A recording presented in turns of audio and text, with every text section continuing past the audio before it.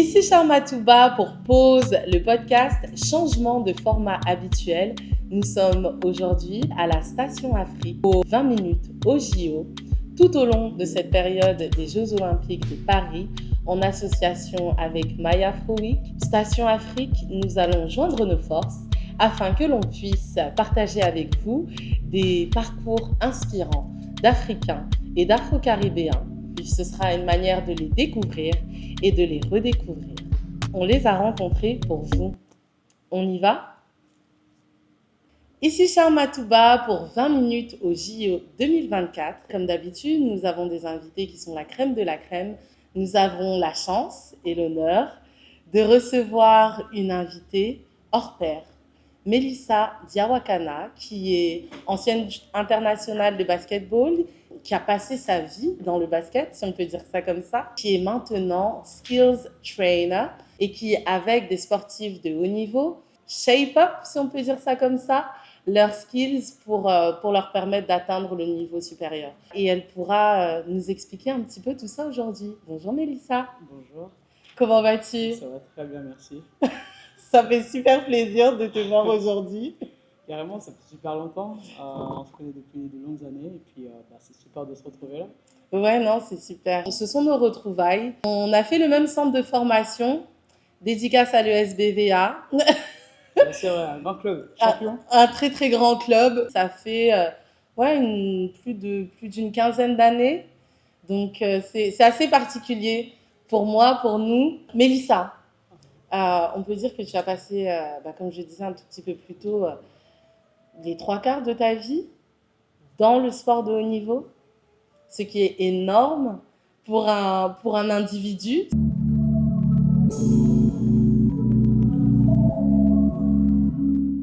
Comment est-ce que tu gères justement cet équilibre-là, responsabilité professionnelle avec le sport de haut niveau et tout le reste, ta santé mentale, ta santé physique? J'ai toujours eu un parcours assez particulier, d'où je viens et tout ce que j'ai pu construire. Pour moi, c'était très simple. J'avais un objectif et cet objectif-là, je devais l'atteindre. Et tant que je ne l'avais pas atteint, c'était hors de question pour moi de faire autre chose et de me sortir de là. J'avais une vision très claire et je savais que j'allais y arriver. Et en fait, ça a été tout au long du parcours des sacrifices.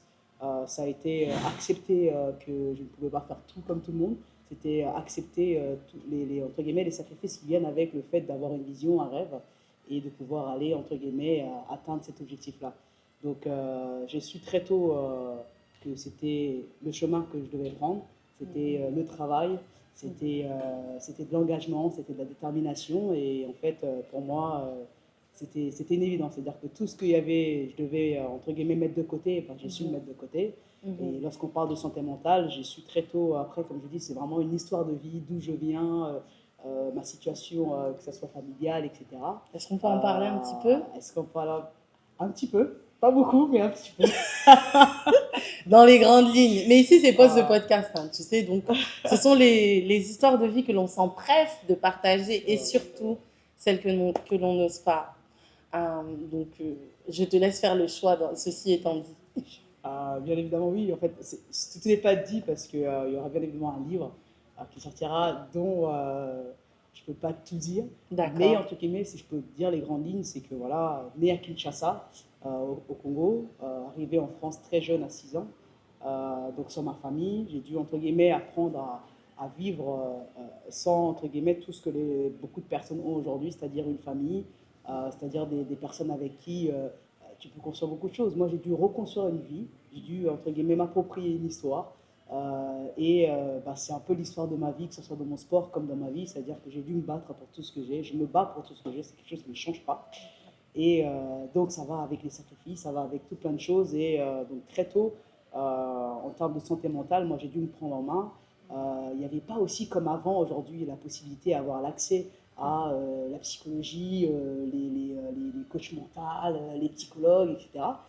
C'était des choses qui étaient vachement tabous. Et aussi, il fallait les moyens pour pouvoir se permettre d'avoir toutes ces choses-là. Donc, en termes de santé mentale, moi, c'était plus ou moins quelque chose que j'ai fait tout au long de ma vie, c'était de me prendre en main. Et du coup, j'ai appris sur le tas, j'ai appris au front, comme on dit. Et puis c'est quelque chose avec lequel je vis très bien aujourd'hui. Alors, je ne dis pas que J'ai pas fait appel à des coachs, bien évidemment que oui, je pense que tout le monde en a besoin à un moment donné de sa vie. Mais j'ai eu beaucoup de chance de pouvoir, entre guillemets, avoir ce caractère-là que j'ai déjà et qui m'a aidé à me construire et puis à tenir bon. Melissa Jawakana, ce n'est pas juste ces extraits de Reel qu'on voit, où tu nous fais très souvent rire, où tu es très souvent très sérieuse, mais aussi où tu partages beaucoup sur ta foi, sur tes objectifs, sur ta vie spirituelle, sur ce que cela t'apporte. Et je pense que avoir aussi cette transparence-là, c'est quelque chose à féliciter Merci beaucoup. parce que c'est risqué et tu le fais malgré tout. Alors félicitations, c'est Merci beaucoup. Ça me vraiment. touche énormément. C'est vrai que sur ce côté-là, pour moi, la foi, c'est tout ce que j'ai. C'est ce que j'ai toujours eu, c'est ce dont j'avais, qui me tenait, qui m'a aidé à tenir tout au long de mon parcours, de ma vie. Et je pourrais pas, pour moi, ça fait partie de mes valeurs, c'est le being thankful, grateful. Je suis reconnaissante de la chance que Dieu m'a donnée de pouvoir faire les choses que je fais. Je sais d'où je viens, je sais ce que j'ai pu vivre et je sais surtout qui était là et qui n'était pas là. Et sur mon chemin, la personne qui était là au quotidien de ma vie, c'était Dieu, c'était la foi. Parce que de toutes les choses qui me sont arrivées, c'était impossible de pouvoir expliquer ça parce qu'il n'y avait personne autour, si ce n'est la main de Dieu. Donc je reste persuadé qu'il faut, entre guillemets, donner à César, il faut redonner à César ce qui lui appartient. Et pour moi, quand une personne vous fait du bien, quand quelqu'un vous fait du bien, il faut le témoigner, il faut savoir le reconnaître. Lorsqu'une personne vous tend la main, il faut savoir dire merci. Et non pas seulement dans les backstage, mais je pense que le témoignage de la reconnaissance de manière publique, elle est importante. Et donc, je tiens à remercier Dieu au quotidien parce que c'est juste de pouvoir être là, pour moi, c'est hyper fort. C'est-à-dire qu'aujourd'hui, les gens qui disent je suis le maître de ma vie, moi, je dis une seule chose. Arrête de respirer pendant 20 minutes et après on en parle. Donc, ça veut dire que si tu n'es pas capable de pouvoir, entre guillemets, T'auto-suffire. t'auto-suffire, maîtriser le simple souffle de ta vie, c'est-à-dire que tenir l'apnée une journée, tu ne pourras pas. C'est-à-dire que c'est quelque chose qui ne t'appartient pas. C'est quelque chose qui t'est donné. Donc, me réveiller ce matin en bonne santé, pouvoir être là, c'est un cadeau. C'est pas, j'ai rien payé pour ça, j'ai pas payé, c'était gratuit. Je me suis réveillé ce matin en bonne santé. Il y a des personnes qui se réveillent ce matin et leur vie a totalement basculé, mais c'était pas mon cas. Donc, rien que pour ça, je suis reconnaissante. Et donc, j'aime témoigner cette fois-là, j'aime témoigner cette reconnaissance-là à Dieu parce que ben, si je suis ce que je suis aujourd'hui, c'est grâce à lui, premièrement, et grâce à toutes les personnes qui m'accompagnent au quotidien. Donc c'est pour ça que je le dis à chaque fois, si je peux dire merci, et non seulement en privé, mais de façon publique, je le fais parce que je sais à quel point c'est important cette reconnaissance. Et puis voilà, donc premièrement Dieu, et puis toutes les personnes qui sont là au Et quotidien. le reste après. Thanks for the preach. Thanks for the preach. Excusez-moi, je suis un peu émue. J'ai pas de papier. Non, ça va aller. Nous revenons de loin. Nous revenons de loin. Nous revenons de très loin. Et gloire à Dieu. Gloire à Dieu. That's all we can say. Oh, yeah, that's all we can say, Mama. That's all we can say.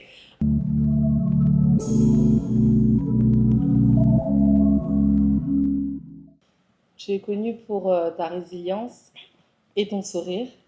Pour toutes les personnes qui te connaissent, que cela soit sur les terrains ou à l'extérieur des terrains, aujourd'hui tu es skills coach.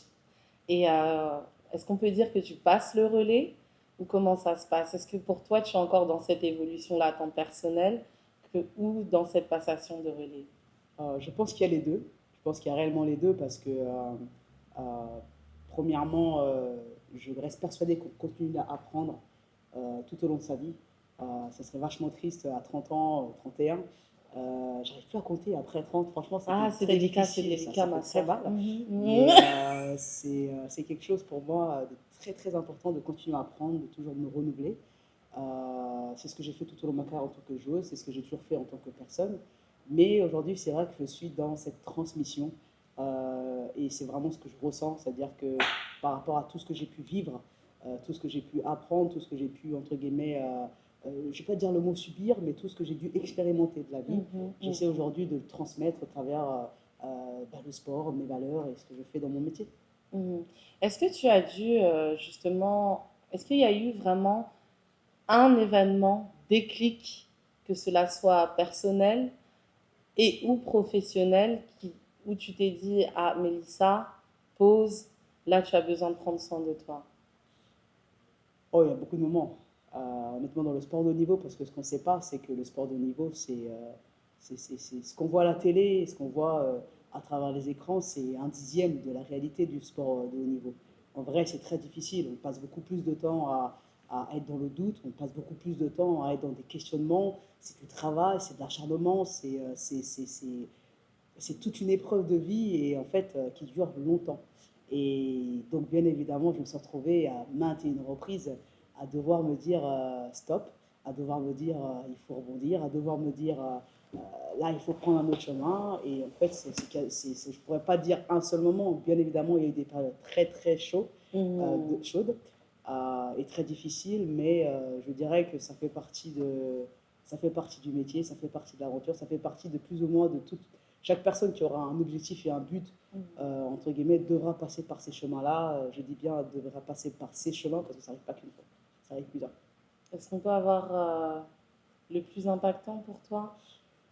Ah, ah, le plus impactant, il y en a eu plusieurs. Il y en a eu plusieurs. D'accord. Il y en a eu plusieurs, mais si je peux dire, entre guillemets, Celui que tu veux bien partager avec nous. c'est plutôt ça en fait. C'est plutôt. C'est plutôt Mais ne celui choisis où pas un que tu veux là. partager avec nous, like low scale. Bah, je vais plutôt dire que à un moment donné, j'ai dû faire face à, malgré l'histoire, j'ai dû faire face à une perte très difficile dans ma vie, qui était mon coach que j'ai rencontré quand je suis arrivé en France. Et c'est une personne qui a été pour moi, qui est ma mère, entre guillemets, qui s'appelle ma mère de France, c'est cette dame, quand arrivée très jeune, m'a pris sous son aile, qui connaissait rien de mon histoire et qui ne me posait pas vraiment de questions, mais qui était là et j'avais l'impression qu'elle savait tout, et non pas par les mots, mais par les actes. C'est-à-dire que de sa présence, de tout ce qu'elle a pu, entre guillemets, m'apporter, elle est aussi une grande partie de pourquoi je fais ça aujourd'hui, pourquoi je transmets, c'est parce qu'elle m'a énormément apporté. Et lorsque je suis arrivé à un moment donné où je savais que ça devenait un peu compliqué pour elle et jusqu'à la perdre, ça a été un moment pour moi qui a été très très difficile parce que elle était un des piliers de ma vie. Elle était une des raisons pour lesquelles je faisais ce que je faisais. Et donc la perdre, ça m'avait un peu, entre guillemets, perturbé dans beaucoup de choses. Et oui, ça fait partie de ces moments-là où on essaie de se dire, de se poser des questions de pourquoi on fait les choses et de continuer à trouver une raison, le why de pourquoi est-ce qu'on continue à faire ça. Bien évidemment, j'en avais d'autres, mais en tout cas, elle faisait partie des grandes raisons pour lesquelles je faisais ça. Et ensuite, par la suite, il y a eu d'autres événements qui se sont suivis. Et ça, ça a été vraiment une période les plus compliquée de ma vie, je peux dire, parce qu'il a fallu que je puisse rebondir, continuer à trouver une raison pour lesquelles je devais continuer à faire ce que je faisais. Et puis, voilà. Merci pour le partage, Mélissa. Merci pour ce partage profond. C'est clair qu'on n'a pas l'impression vraiment d'avoir le fait que bah, les sportifs de haut niveau, les coachs, les acteurs du sport, les acteurs de la culture restent des êtres humains. Donc ces personnes-là sont sous l'effet des projecteurs, mais lorsque les projecteurs s'éteignent, ce sont des êtres humains et la vie continue en fait. Et c'est vraiment pas évident de pouvoir tenir le coup parfois. Et c'est pour ça que je pense aussi que l'entourage joue un rôle assez charnière dans ce type de situation. Ah, bien sûr, c'est primordial dans le sport de haut niveau, mais je recommanderais ça à tout le monde dans la vie. En général, c'est d'être bien entouré. Être bien entouré, c'est très important parce qu'arrivera un moment de sa vie où on aura besoin de soutien, on aura besoin de piliers. En fait, je dis toujours aux joueurs, que ce soit jeunes joueurs ou aux gens en général avec lesquels je parle, que la vie est comme une maison. Et en fait, peu importe le rôle que vous avez, que ce soit le rôle alpha ou la personne qui fait partie d'un entourage, on est dans une maison comme bah, il faut des fondations, il faut des murs, mais il y a surtout ce qu'on appelle les bases, c'est-à-dire que les colonnes qui font tenir cette maison. Et sans ces colonnes-là, entre guillemets, il n'y aurait pas d'appui. C'est-à-dire qu'à un moment donné, tout ce qu'on pourra rajouter, on pourra construire par-dessus cette maison, aura, entre guillemets, besoin des fondations qui puissent être solides, des bases qui soient solides. Et si vous n'avez pas ces fondations-là, vous n'avez pas ces fondements-là, arrivera à un moment donné, les poids, les charges, et tout ce qui va se passer, l'environnement, la température, etc., fera en sorte que bah, Ça ça tiendra ne pas. tiendra pas. Ça va et s'effondrer. ça va s'effondrer. Donc il faut trouver ces personnes-là qui seront autour de vous, qui seront là dans les bons comme dans les mauvais moments, qui seront là avant votre victoire ou avant ce que vous puissiez réussir, et parce que c'est ces mêmes personnes-là qui seront là après. Et en fait, c'est l'entourage, c'est très important. Et en fait, effectivement, on oublie que les sportifs de haut niveau sont des humains. Et on peut le voir à travers beaucoup de choses. Lorsqu'on a des gens qui ont réussi dans la vie et qui sont, entre guillemets, sous les feux des projecteurs, on peut voir qu'ils sont livrés à des critiques à tout va, parce qu'ils gagnent beaucoup d'argent, parce que ceci, cela. Oui, mais les gens ne se réveillent pas un matin et commencent à gagner des millions sans avoir mis un travail, sans avoir sacrifié énormément de choses. Alors oui, on entend toujours, oui, mais le Français qui aura travaillé toute sa vie ou un tel qui aura travaillé toute une Europe. Oui, mais chacun son chemin, chacun ses choix. Il y en a qui ont fait des choix de tout sacrifier très jeune pour pouvoir avoir certaines choses. Et en fait, oui, on oublie beaucoup que les sportifs de haut niveau sont des humains, sont des personnes comme tout le monde, mais qui ont fait des choix qui sont différents. Et en fait, à la fin, au-delà des choix, il y a simplement la destinée. Et puis, il faut être aussi content pour ces gens-là, pour ces sportifs, pour ces personnes qui sacrifient énormément de choses pour être ce qu'ils sont. Et il ne faut jamais oublier que la carrière d'un sportif, elle est très, très, très, très courte. Très courte, très intense et très concentrée. Exactement. Donc, entre le temps où on commence et on devient professionnel et le temps où on va arrêter, en fait, on se rend compte qu'il y a à peu près une dizaine d'années où, entre guillemets, on va pouvoir vivre de ça. Mais une dizaine d'années, quand les sportifs arrivent à 40 ans, c'est peut-être à 20 ans ou à 19 ans ou à 15 ans qu'ils sont devenus professionnels. Donc, quand vous faites le compte, vous vous rendez bien compte qu'en fait, c'est toute une vie de sacrifice pour peu de temps, entre guillemets, de pouvoir vraiment y vivre. Donc, au lieu de toujours les appuyer, critiquer, on devrait plutôt les encourager et supporter et être fiers de ça. Je pense que l'opinion publique est un petit peu, en termes de jugement, dur avec les sportifs de haut niveau. Oui et non. Je dirais qu'il y a, parce qu'aujourd'hui le sport ça fait quand même rêver, donc il y a beaucoup de personnes qui le supportent, qui encouragent et qui soutiennent. Et puis il y a l'autre côté, des personnes qui bien évidemment, il ne faut pas oublier qu'il y a des gens qui investissent aussi, qui font partie justement de cette, du fait que le sportif puisse vivre de ça, puisqu'il y aura les fans, puisqu'il y aura les personnes qui vont payer pour pouvoir aller voir, entre guillemets, donc qui contribuent, entre guillemets, à cette réussite. Donc je peux comprendre la frustration de certains, alors s'ils ont l'impression que le sportif ne donne pas tout, parce que eux, entre guillemets, entre fans, ils font partie de ces personnes-là qui font, entre guillemets, que ça puisse marcher, que ce soit les sponsors, que ce soit la télé, que ce soit, plus il y a des gens qui regardent, plus il y a des gens qui s'investissent, et plus eux, ils peuvent en vivre. Donc, entre guillemets, je comprends les deux côtés, je comprends la frustration des personnes qui ne sont pas contents et du coup qui vont se permettre d'appuyer un peu, de critiquer, etc. Et puis, je comprends aussi ceux qui vont supporter, qui vont simplement aimer. Donc, il y a un peu de tout et puis il faut se mettre un peu à la place de tout le monde. Voilà.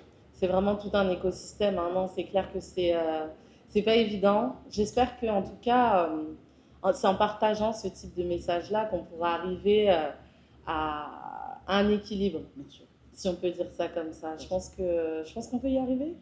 On peut y arriver, c'est une question de volonté. Vous savez, c'est une question de vouloir, entre guillemets, que les choses puissent avancer de manière positive.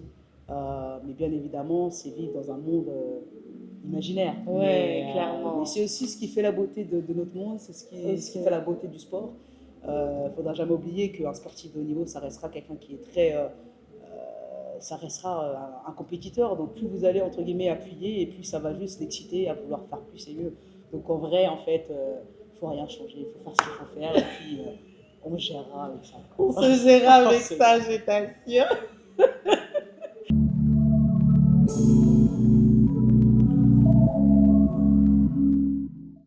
Non, mais c'est génial de voir comment tu es passée à celle qui apprend, à celle qui applique et à celle qui passe le relais. Aujourd'hui, on te voit à la télé, commentatrice sportive sur des plateaux. Tu es skills trainer, on en a parlé. Écrivaine bientôt, tu nous as glissé en low-key l'exclusivité, puisque je ne t'ai pas entendu, je ne t'en ai pas entendu parler. Mais Pose le podcast, c'est aussi ça, des exclusivités. Alors merci Mélissa. Est-ce qu'on en parle un petit peu de ton livre ou pas? En fait, c'est vraiment c'est quelque chose qui me tient à cœur. Pourquoi tu as fait ce choix-là d'écrire? Ça aurait pu être autre chose, hein. Ça aurait pu être, je sais pas moi, une série comme on voit parfois des sportifs de haut niveau, une série partagée sur, que ce soit sur des plateformes de streaming ou de partage.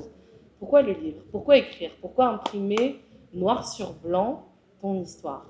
Euh, Premièrement, parce que c'est quelque chose qui m'a toujours tenu à cœur, non pas pour forcément le partager, mais écrire parce que c'est quelque chose que j'aime beaucoup faire, c'est quelque chose que j'ai toujours fait. Euh, Il y a beaucoup aujourd'hui, entre guillemets, entre l'informatique et toutes les technologies qu'on a toujours pu avoir. J'ai toujours aimé écrire, j'ai toujours un petit bout de papier. J'ai toujours préféré prendre mon petit stylo et puis un peu à l'ancienne génération, j'aime bien prendre mon petit papier et écrire parce que je reste persuadée que c'est quelque chose qui fait du bien. Ça a été pour moi une manière de poser mes idées, de pouvoir lire, de pouvoir, j'ai toujours, entre guillemets, écrit mes objectifs, et puis bah, c'est toujours bon de pouvoir revenir sur son bout de papier, de relire, entre guillemets, ce qu'on a pu mettre avant. Mais au-delà de pouvoir juste écrire et garder quelque chose, c'est que je reste persuadé que la transmission, euh, entre guillemets, se fait de manière différente. Et moi, les livres m'ont toujours inspiré. Je pars du principe qu'il y a eu aussi beaucoup de films qui m'ont inspiré, mais je me rappelle que, par exemple, Écrire pour exister, ce film qui parle un peu un film très profond, hein, Très et profond. très très profond, et donc je vous laisserai aller chercher Écrire pour exister. Et ça avait pris une autre connotation pour moi. C'est-à-dire que j'ai vu le film, j'ai vu le livre, mais ce titre, Écrire pour exister, alors je ne cherchais pas forcément à exister, mais je restais persuadée que l'histoire de vie que j'ai, le parcours que j'ai, peut être un témoignage, peut être une inspiration pour beaucoup de gens, entre guillemets, qui vivent la même chose au quotidien. Parce qu'il y a énormément de gens qui ont peut-être ce début, ce parcours de vie. Et si ça peut aider à inspirer, si ça peut aider à donner de la force, eh bien, c'est quelque chose pour moi. Je reste persuadée que le livre restera. Vous allez écrire sur votre ordinateur, vous pouvez perdre. L'ordinateur peut s'éteindre, peut se détruire, la mémoire, entre guillemets, les clouds, etc., etc. Ça peut disparaître. Mais avoir un petit bout de papier, entre guillemets, qu'on arrive à bien garder, bah, ça sera quelque chose qui restera toujours éternel. Donc je reste persuadée que le livre reste pour moi aujourd'hui une manière de transmettre qui a toujours eu une beauté. Et donc voilà pourquoi écrire. Le choix de l'écriture, ça ne m'étonne pas de toi, incroyablement. Et félicitations. Félicitations, because that was a long journey. Ouais, You're coming from afar. À pause de podcast, il y a un concept. La question de l'invité précédent à l'invité suivant. Et l'invité précédent te demande quelle est la chose à court terme que tu as toujours rêvé avoir et que tu as l'impression de toucher du bout des doigts. wow, that's deep. Ça, c'est très profond, ça, comme question. Ah, nous avons des invités profonds, ma soeur. Voilà, c'est très, très profond. Je dirais à court terme.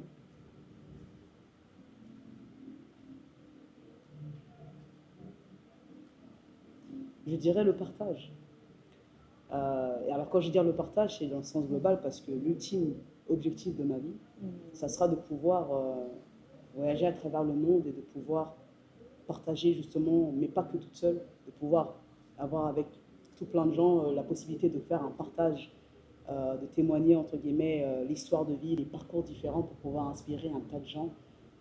Parce que je reste persuadée que le rêve, la vision, l'objectif, c'est quelque chose qui se travaille. Et c'est quelque chose qui peut aider beaucoup de gens aujourd'hui à réellement sortir de cette vie virtuelle des réseaux sociaux où, entre guillemets, on est dans un monde qui, pour moi, qui fait un peu peur, qui part dans la solitude dans beaucoup de choses. Et, entre guillemets, on ne rêve plus, mais on vit la vie de gens et on rêve de vivre comme les gens. Alors qu'entre guillemets, chaque individu... Sorry, can you say it again for the people in the back? Je le dis encore, on est dans un monde où les gens ne rêvent plus et n'ont plus de vision, mais à travers les réseaux sociaux et ce monde qui est devenu virtuel, on rêve de vivre la vie d'autres personnes. Alors que chaque personne, chaque individu est importante et chacun doit vivre sa vie et, entre guillemets, une aventure à vivre qui est plus qu'extraordinaire. Mais pour ça, il faut réapprendre à rêver, il faut réapprendre à avoir des objectifs, mais non pas des objectifs comme les autres, mais les objectifs personnels. C'est un peu l'ultime objectif de ma vie, ça veut dire in the next 20 years, c'est ce que je vais faire. Je ne dis pas je voudrais, mais je vais faire. Mais en fait, je ne vais pas attendre 20 ans pour pouvoir le faire, je commence à le faire maintenant. Donc c'est un objectif à long terme, mais en même temps court terme, puisque je suis déjà en train pratiquement de le faire. Tu es dedans, you are deep in, Starting, yeah. 10 toes in, Exactly. standing tall. Merci Mélissa. Merci Mélissa pour la personne que tu es, pour tout ce que tu partages. Je ne vais pas trop faire ton ode parce qu'après, je ne veux pas qu'il y ait de jalousie pour les autres invités. mais je te remercie énormément. Tous nos invités sont la crème de la crème. Tu es une crème vraiment particulière. Merci beaucoup. Alors, je te remercie beaucoup. Est-ce que tu as un dernier mot, un partage? S'il fallait que quelqu'un retienne quelque chose de ce qui vient de se passer aujourd'hui, ce serait quoi? Je dirais que impossible is nothing. Ça veut dire que pour moi, tout est possible. Je suis une femme, je suis noire, on va dire les stéréotypes, etc. Mais en fait, non, on vit vraiment dans un monde où ces différences-là existent. Et plus j'essaie d'atteindre mes objectifs, et plus je me rends compte à quel point c'est réel. Je suis femme, je suis noire, j'entraîne des hommes, puisqu'on ne l'a pas vraiment dit, j'entraîne spécialement des hommes et des joueurs professionnels de très haut niveau au basket. Je rêve de tant de choses et j'ai déjà accompli pas mal de choses. Donc je dirais aux gens qu'il n'y a rien qui est impossible si, entre guillemets, vous y croyez, si vous pouvez le visualiser. Il n'y a personne qui peut vous arrêter de faire et de devenir ce que vous devez être et ce que vous avez envie d'être. Donc ne laissez personne briser vos rêves, ne laissez personne vous dire que ça sera pas possible, ça sera difficile. Oui, ça sera difficile. Oui, il y aura des moments de doute. Oui, il y aura des moments qui seront beaucoup plus difficiles que d'autres. Mais ça, vous n'avez pas besoin qu'on puisse vous le dire. Ne vous inquiétez pas, vous le savez. Mais par contre, que c'est possible à la fin, ça, vous devez le savoir et ça, que personne ne puisse vous en faire doute. Donc voilà ce que je pourrais dire. Merci beaucoup Mélissa. Pour aujourd'hui, c'était Charles Matouba pour 20 minutes au JO en partenariat avec Station Afrique, My Afro Week pour une lancée d'invités hors pair comme notre invitée d'aujourd'hui, Mélissa Diawakana, la rêveuse pour qui tout est possible et qui nous montre de par sa vie qu'elle ne rêve pas que ses rêves deviennent réalité. Merci de nous avoir suivis. Et surtout, n'oubliez pas, prenez soin de vous, tant à l'intérieur qu'à l'extérieur. It's a wrap! Il y a juste l'intro à faire. Ouais.